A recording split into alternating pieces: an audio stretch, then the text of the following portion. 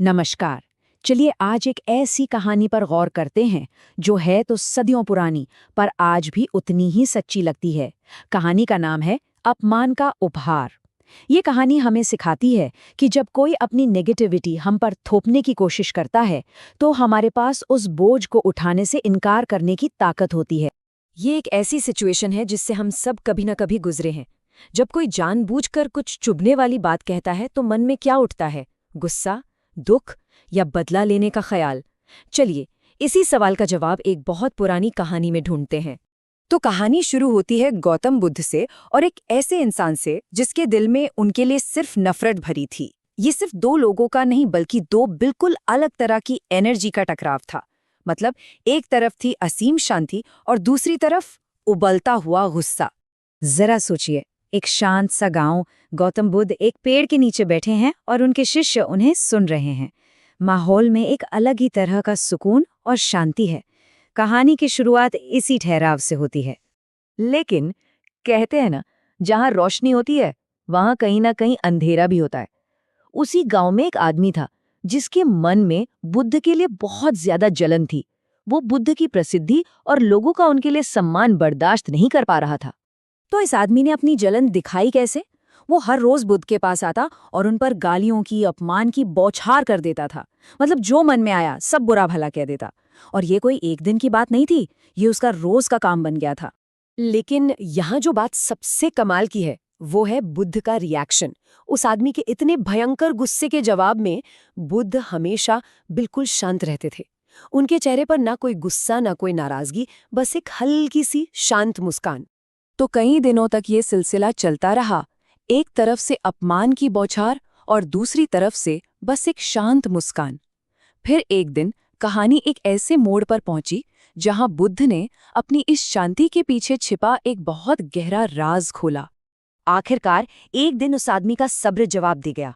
बुद्ध की शांति देखकर उसका गुस्सा और भड़क गया। वो चिल्लाया, आपको सुनाई नहीं देता क्या?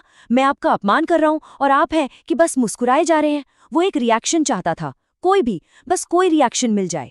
उस आदमी के गुस्से के तूफान के बीच बुद्ध ने बहुत ही शांति से एक छोटा सा सवाल पूछा। उन्होंने पूछा, अगर कोई तुम्हें एक तोहफा दे और तुम उसे लेने से मना कर दो तो वो तोहफा किसके पास रहेगा?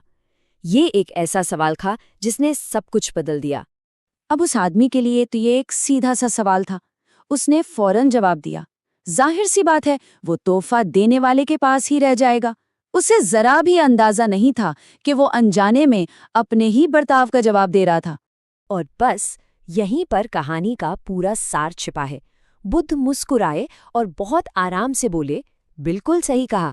और ठीक इसी तरह तुम्हारा ये गुस्सा, तुम्हारा ये अपमान, ये सब जो तुम मुझे दे रहे हो, मैं उसे स्वीकार ही नहीं करता और इसलिए ये उपहार तुम्हारे ही पास रह जाता। बुद्ध के ये शब्द उस आदमी के लिए जैसे किसी ने उसे आईना दिखा दिया हो। वो एकदम हैरान रह गया। उसे पहली बार ये एहसास हुआ कि वो इतने दिनों से अपना ही जहर खुद पर बरसा रहा था। उसे अपने किए पर बहुत पछतावा हुआ और वो सम्मान में बुद्ध के चरणों में झुक गया। ये कहानी हमें दिखाती है कि शांति में गुस्से से कहीं ज्यादा ताकत होती। तो इस कहानी से सीखने को क्या मिलता है? ये सिर्फ एक किस्सा नहीं है, इसमें जिंदगी जीने के कुछ बहुत गहरे और काम के सिद्धांत छिपे हैं। चलिए इस कहानी की जो मेन पॉइंट्स हैं उन्हें एक एक करके समझते हैं। तो इस पूरी कहानी का निचोड़ क्या है? पहली सीख, हर बात पर रिएक्ट करना जरूरी नहीं होता। बुद्ध का मौन उनके गुस्से से ज्यादा शक्तिशाली था। दूसरी बात, गुस्सा या अपमान एक तोहफे की तरह है। अगर हम उसे स्वीकार ना करें तो वो देने वाले के पास ही लौट जाता है। तीसरी, असली ताकत चीखने चिल्लाने में नहीं बल्कि अपने मन को शांत रखने में है। और सबसे गहरी सीख, जो इंसान दूसरों को दर्द देता है असल में वो खुद अंदर से बहुत ज्यादा दर्द में होता है, बिल्कुल उस जलन रखने वाले आदमी की तरह। तो ये कहानी हमें एक बहुत ही जरूरी सवाल के साथ छोड़ जाती है। अगली बार जब कोई हमें अपने गुस्से, अपनी नफरत या अपने अपमान का उपहार देने की कोशिश करे तो क्या हम उसे लेंगे या बुद्ध की तरह उसे विनम्रता से लौटा देंगे? ये फैसला पूरी तरह हमारा है।